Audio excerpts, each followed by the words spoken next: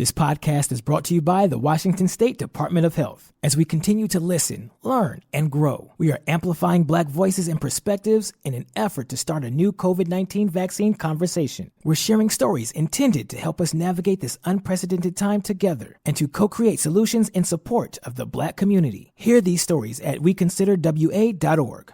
Geico asks, how would you love a chance to save some money on insurance? Of course you would. And when it comes to great rates on insurance, Geico can help.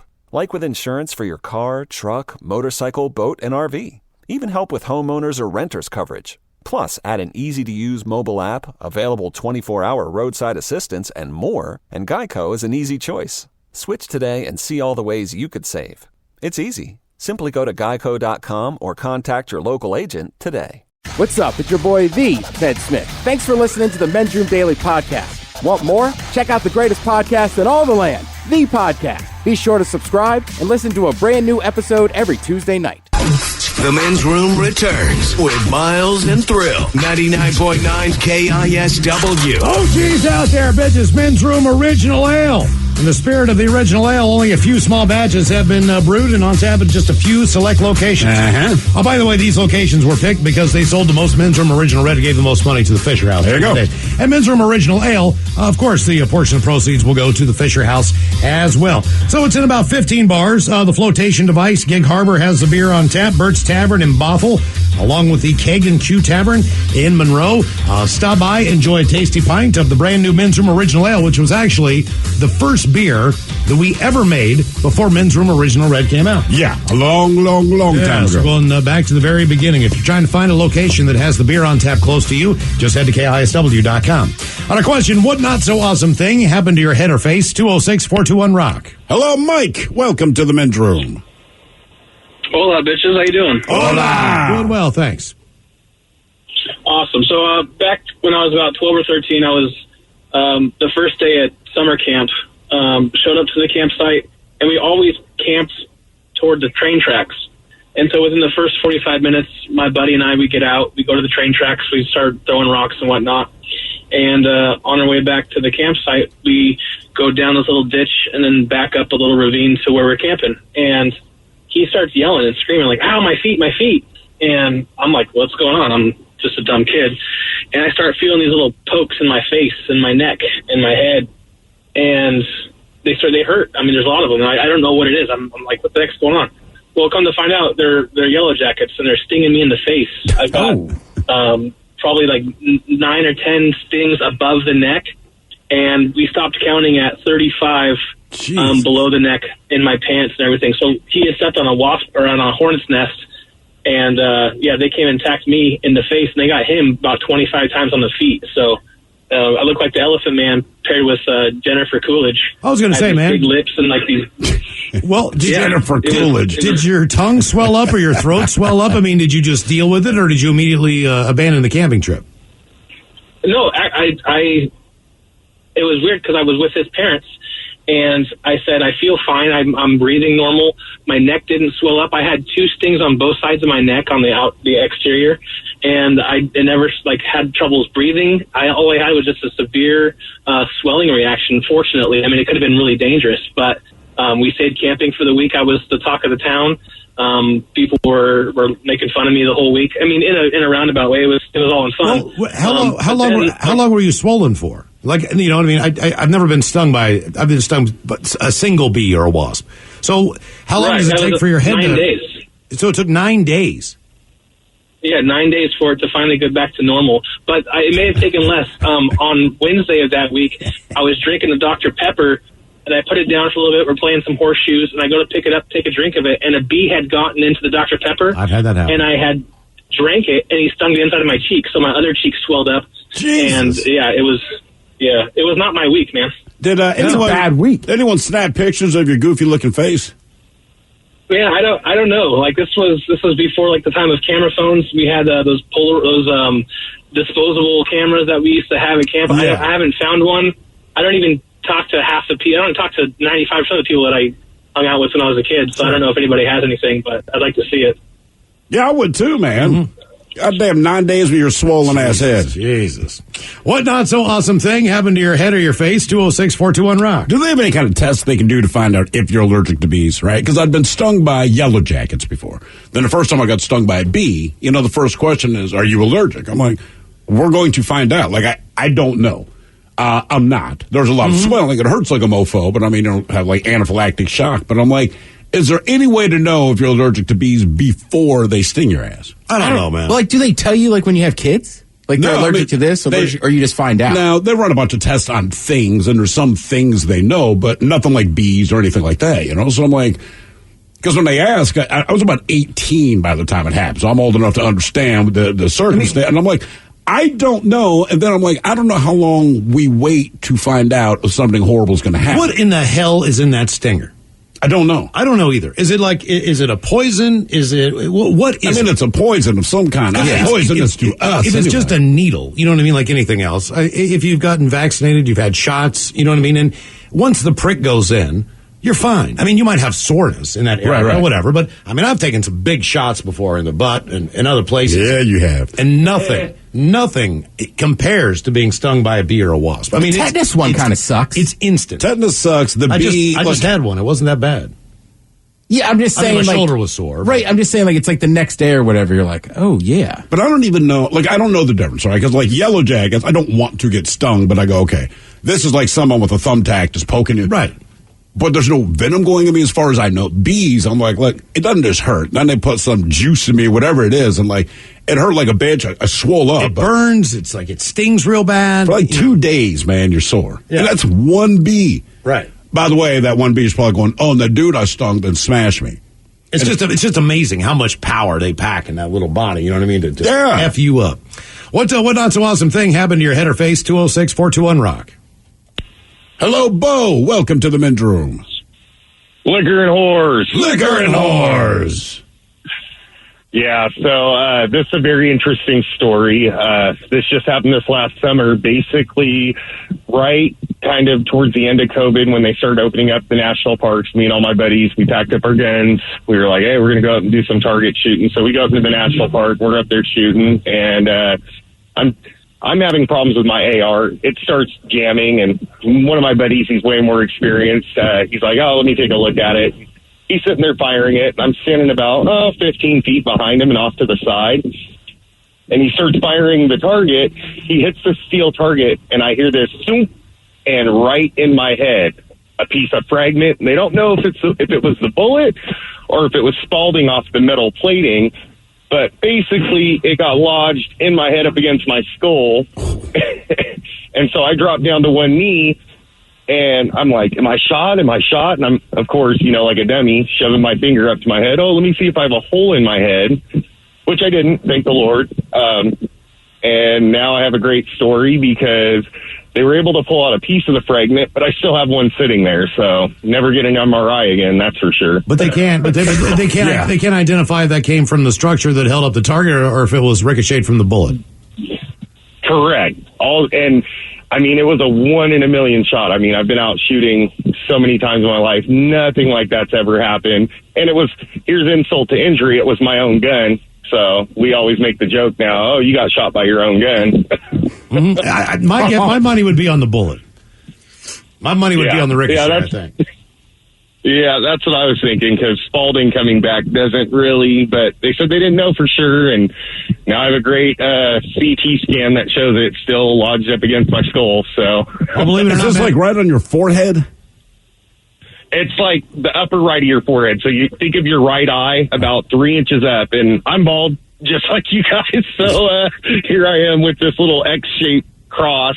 Yeah, at least you got a cool story, man. There. Right. You got a scar with it. That helps. I don't know. I don't think this still goes on anymore, but in Baltimore when I lived there, 4th of July and New Year's, people would fire their guns in the air. And inevitably, a bullet would come down and hit somebody in the damn head. Oh, every year they go through this. Look, just don't celebrate New Year's. It's a 1 in a million shot. You know what I mean? But that's what. But everyone's outside in a densely packed city, and everyone's like, those bullets coming back down, right? And I can't imagine how high they go before they come back down. I don't know. You know what I'm saying? Do they go 20,000 feet? Do they go 10, 15,000 feet up in the air? I would think it probably depends on the caliber of gun. Yeah. I remember one woman, she got hit in the head by one of these New Year's Day bullets.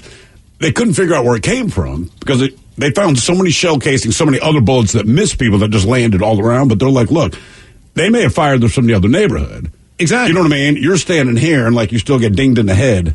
But Happy New Year. Well, like when I was a kid, all the cop shows we watched too, like it was a big thing. There was always a warning shot, right? But I mean, I bet sadly, I think I had to be 16 or 17 before I finally realized like that doesn't really work that well. So they got to come back down somewhere, right? But as a kid, you just every cop show I saw was always like fire a warning shot. And I just like, well, I guess that bullet's gone. No, yeah. Right? Well, yeah, as a kid. Oh, by the way, one guy like, hey, bees have venom in them, not poison. Dumbass. Oh, my God, my apologies. I'm sorry we'd ruined your day. So a lot of people are saying that whatever this venom is, right, once it gets in you, it also sets off a pheromone so that the other bees can track your ass down, right? It's like get him. It's like the dye pack and the money, you know? Right. So it goes off. So after one bee stings you, then his buddies also want to sting you. Sons of bitches. But if you're like me, you're already running. What not so awesome thing happened to your head or face? 206-421-RON. Worst I got was 3 at once. 3 at once? Bees? Yeah. But I was blowed. I was using a leaf blower. Don't change your story. So I don't do that in the woods. I was using a leaf blower at the end of a job, and I was a landscaper. Yeah. And I just went over their nest. So, I mean, I didn't even see it or whatever, but one hit me, and then it was like boom, boom, boom, or boom, boom. Like 3 of them hit me. Then I slammed down the leaf blower and ran out of the yard. Bernie yelled at me. That's what annoys me about That equipment costs money. Hornets like to put their hives on the ground. And it's like, look, man, nobody's trying to step on your hive. The dog doesn't want to step on your hive. Yeah. I don't want to step on your hive. The squirrel doesn't want to step on your hive. But, you know, you can put it up in the tree. Like your other stinging buddies, they put it up in the tree. Hell, one made one even behind the backboard of my basketball hoop. I didn't like that. But again, I'm not going to accidentally step on it. Unfortunately, I did not discover it was there till I bounced the basketball off the back of the backboard, and then you just see this cloud explode, and I'm like, uh-oh. So my son, what do we do? I was like, run. Yes. What do you mean, what do we do? Fast. Yeah, I was already leaving. I'm like, run, man. What not so awesome thing happened to your head or face? 206-421-RON. Like, you're fast. Run. Run. Dude, what other idea did you have right now? Hello, Adrian. Welcome to the men's room. How's it going? I got Hola. This is a Mexico story, too. It's a his and hers. All right. So my wife and I bought a place down in Puerto Vallarta, and we went down there for a month to fix up this condo. Invited some friends down to help, and she was cutting the paint on the asphalt wall. Whoa, hold on. You kind of faded out there. She was doing what now? She was cutting the paint in, painting an accent wall, and we've got this white ceilings and one colored wall. So she's standing on a pillar painting this wall, so she finishes the area. So she asks her buddy Brian, big fella, hey, can you grab me that ladder? He says, no, I got you, honey. So he lifts her off the pillow and turns her off this pillow and turns her around, and the fan is going to dry the paint, the ceiling fan, full blast, and whacks her in the side of the face. I hear her scream. I run out there. I'm like, are you bleeding? She's holding her face, and yeah, she's bleeding. She's gashed open. Her eye swells up. So that was step one. Then we go out at night, and people would say, hey, what happened to your face? And she'd just look at me and point to me. Oh, no. Oh, Jesus. And I'm like, baby, you can't do that. Like, if there is one chivalrous man around here, I'm going to get my butt whooped. Yes. But she thought it was pretty funny. So she pulls that for about 5 days every day. Her face is all swelled up and scabbed. So new friends come down to help us. And we're doing a little day drinking, and I get drunk. So I go pass out at about 2 o'clock in the afternoon on the bed. And a guy jumps on me and, yells, wake up, boner, and pounds me with his elbow, like atomic elbow in the face. So I get a big shiner on that side. She's got one on the opposite side. So now we're going out. And people ask me, oh, my God, what happened to you? So my story was we were just going at it really hard, and our faces collided. And that's who opened to black my eye. But, Jesus. Your story's better than your wife's. You still got the Puerto Vallarta condo? Oh, yeah. Going down there for a month in October. Damn. That's Still got the same ceiling fan? Same ceiling fan. Same little blood splatter on it. Well, listen, man, if there's ever a gap, a week or two on that where you just can't find someone who wants to go down and stay there, just give us a call. It's available on Airbnb for my homies at The Rock. All right, cool, man. Oh, yeah, nice. You can get a friends and family deal. We'll give you a little discount. Almost free, amigo. All right. I'm not bringing family. Hell no. I'll bring friends. Man, you sleep 30 seconds from the bedroom to the beach. Damn, That's man. pretty cool. I've never been to Mexico. So wait, same time zone, right? If I'm Puerto Vallarta, I'm still on Pacific? No, it's 2 hours ahead. Oh, all right. Part So of the year, and Central. then 1 hour ahead during another part of the year. They do their stuff a little differently. Their daylight savings changes at a different time than us. See, If I'm you go trying down to... at the wrong time, you get ripped off by an hour vacation. Go down at the right time, and you get an extra hour vacation. Yeah. Because I'm trying to figure out how we do the show from your condo with the blood-spattered ceiling fan.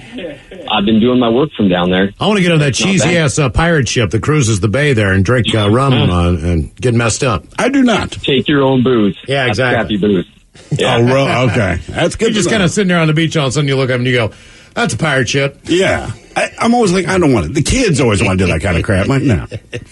Everybody's just hammered, chicks in bikinis. Woo! I'm like, I need to get on that boat.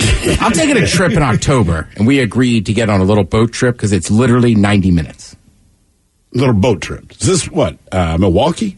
Yeah, you can rent like these little boats that just like a dude drives. There's beer on it, and it's 90 minutes, and they take you around the lake. So I was like, 90 minutes to 2 hours, cool. Yeah, that's cool. That's about the right time. Yeah. What not so awesome thing happened to your head or face? 206-421-ROCK. Hello, Hope. Welcome to the men's room. Hello, hola. Hola. So I was 8 years old, and my dad had welded like a jungle gym. I called it the jungle gym of death. Oh, and that's so we climbed up the jungle gym, and my brothers and I were out playing on it, and my parents used to do a side hustle of clowning for like birthday parties and stuff like that. So they had done a birthday party early in the day, and we were always like playing, and the boys were going to the jungle gym and swinging and jumping to the fence. Well, they kept telling me, oh, you're a girl, you can't do it, you're not going to be able to do it. I said, oh, watch me. So I climbed up. As I climbed up, instead of swinging towards the fence, I let go as I was coming backwards and just went straight down on some 2x4s. And when I hit the 2x4s, I split open my head. And I stood up and I started walking into the house, and I passed out at the end of the stairs. And then I woke up to the EMTs and ambulance. And I was in the ambulance, and both of my parents were still in their clown outfits. I wanted to make sure I caught you correctly on what you said, that your parents had a side hustle of clowning.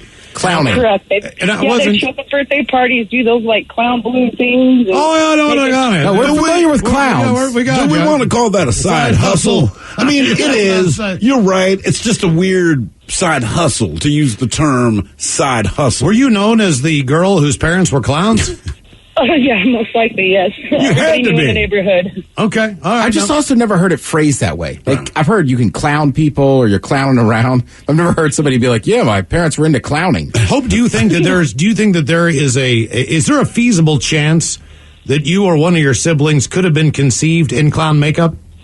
Oh, probably me. It would have been me. Okay. Sure. I'm just saying, if you're really into clowning, it is the weekend. That's typically when the party's Why going not, down. man? Come home, you want to get an afternooner in. You know what I mean? No point taking this makeup off. I know, right? Or this red bright nose. Have you had any inclination yourself to follow in your parents' footsteps with the side hustle of clowning? You're going to laugh. When I was younger, I used to do the parade clown. Okay, let me ask you this, Hope. Are your parents still around? No, father's passed on me. Okay. Did you, when you went through their stuff, did you have to go through all their clown boxes?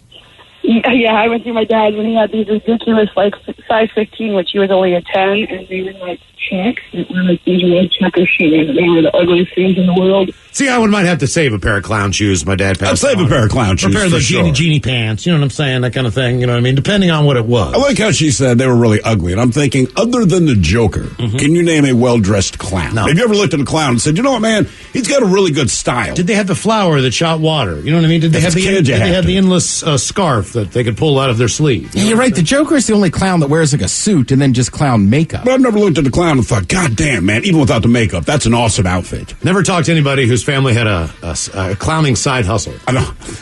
I was like, did I hear that right? They're into clowning.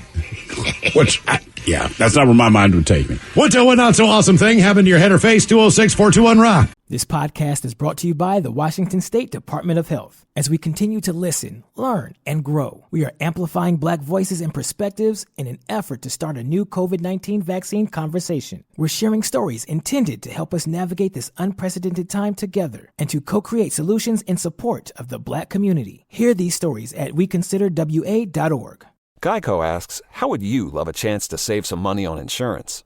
Of course you would. And when it comes to great rates on insurance, Geico can help. Like with insurance for your car, truck, motorcycle, boat, and RV. Even help with homeowners or renters coverage. Plus, add an easy-to-use mobile app, available 24-hour roadside assistance, and more, and Geico is an easy choice. Switch today and see all the ways you could save.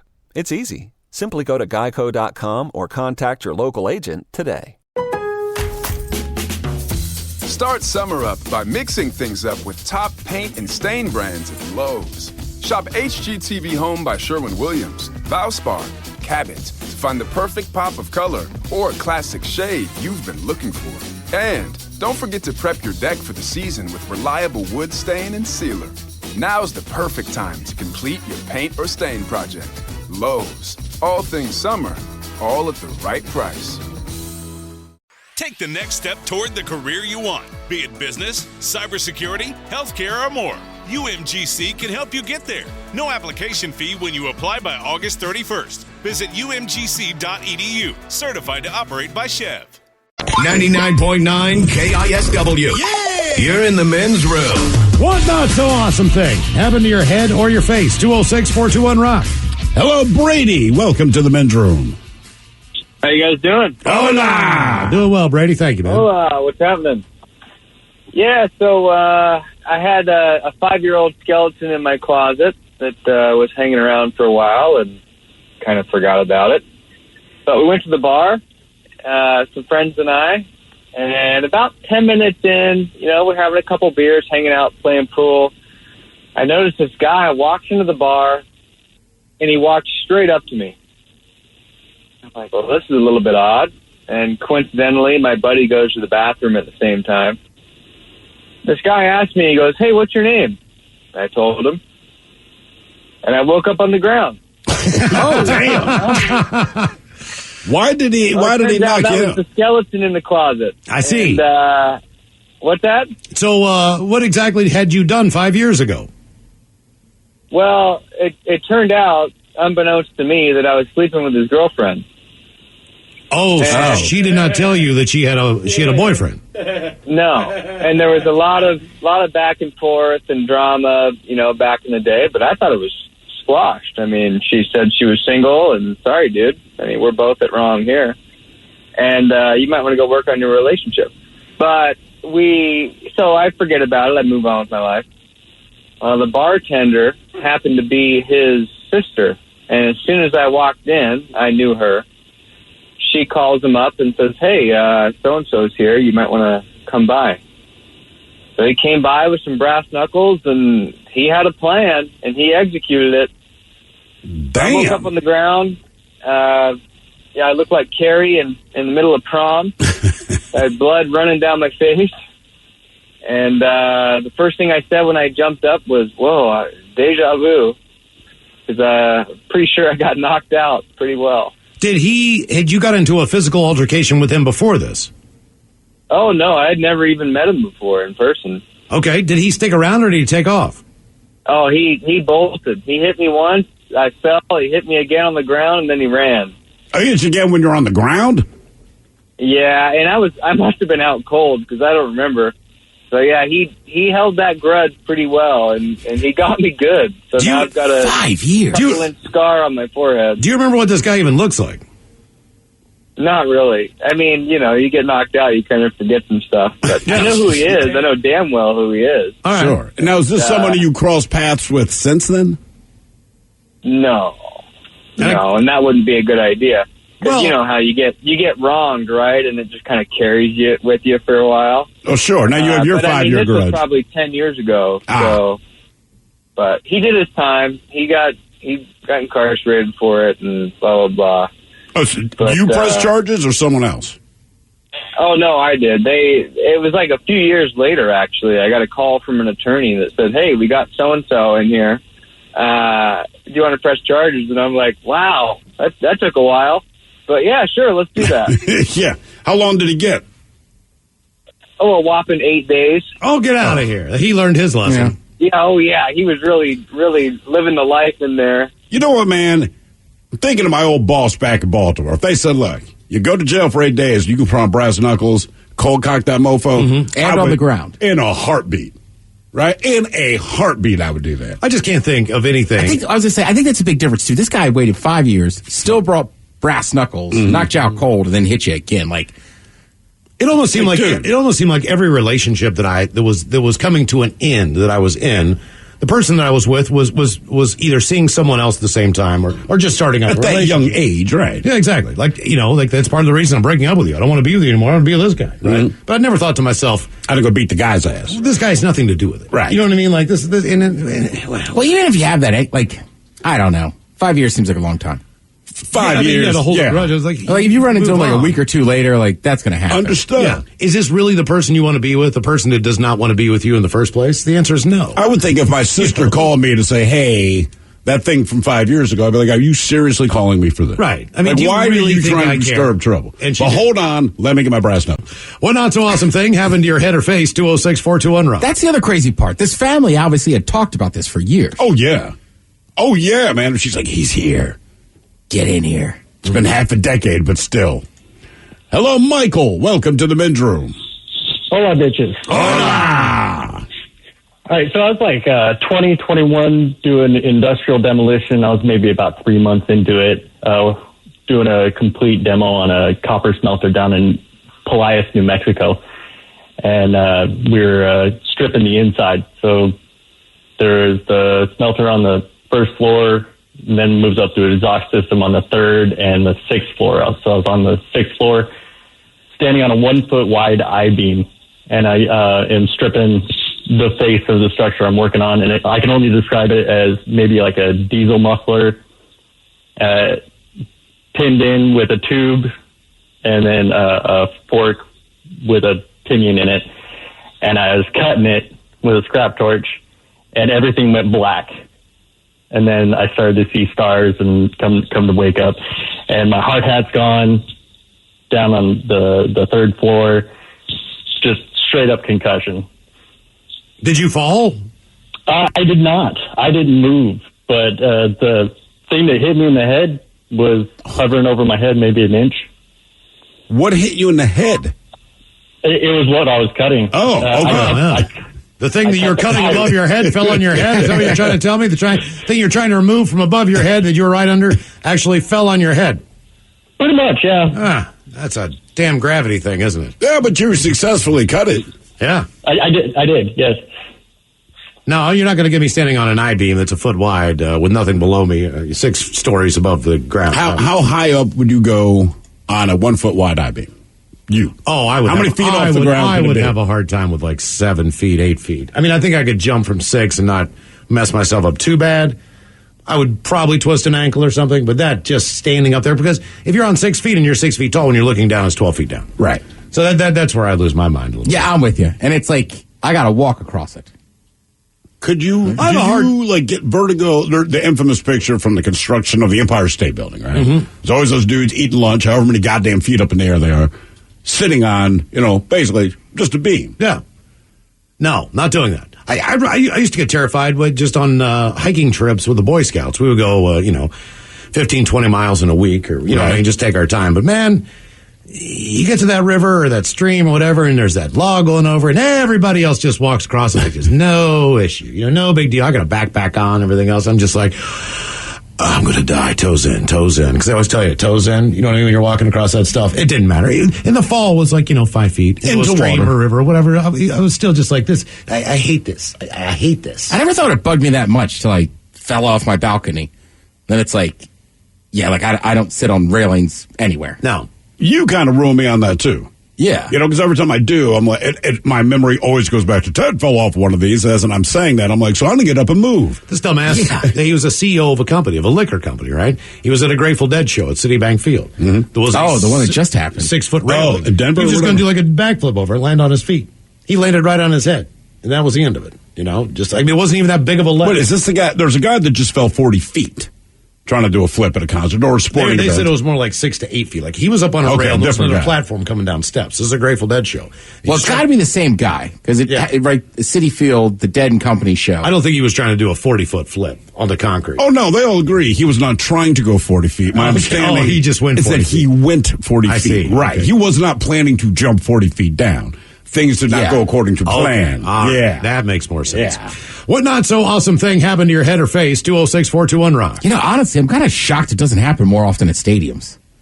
Like, especially when you're in the 300 level, like, I hate walking down those stairs. Because, like, for some reason, it's like, because you don't have as fancy of a ticket, we're not going to give you as many, railings. Yeah. Yeah, the stairs are as steep as F, you know. When you stand up, you're looking straight down onto the field. And I got like 8 beers in me, like, right, exactly. No. Yeah, you're a little more careful moving in and out of the rows. You're definitely It's much easier walking up those steps than it is walking down those steps. Yeah, for sure. And I got big feet. Hello, Justin. Welcome to the men's room. Hola. Hola. So my story starts, I was a senior at college back in my first week of my last semester at WSU. And I am pre-funking with some buddies of mine. We're going to go out to the bars, like first weekend back, like going to be a good time. I overdid it before we went out to the bar even. So I remember being in the line at the bar, and then we go in, don't remember anything after that. So my buddy tells me the next day after all this happened that what happened at the bar was one of the bartenders was getting upset at me and my buddy because we were basically done drinking. Like, we were good. I was blacked out. He was right about there too. And he wanted us to move a few times. So after a couple of times, them asking us to move and sit in different places, we got annoyed and left.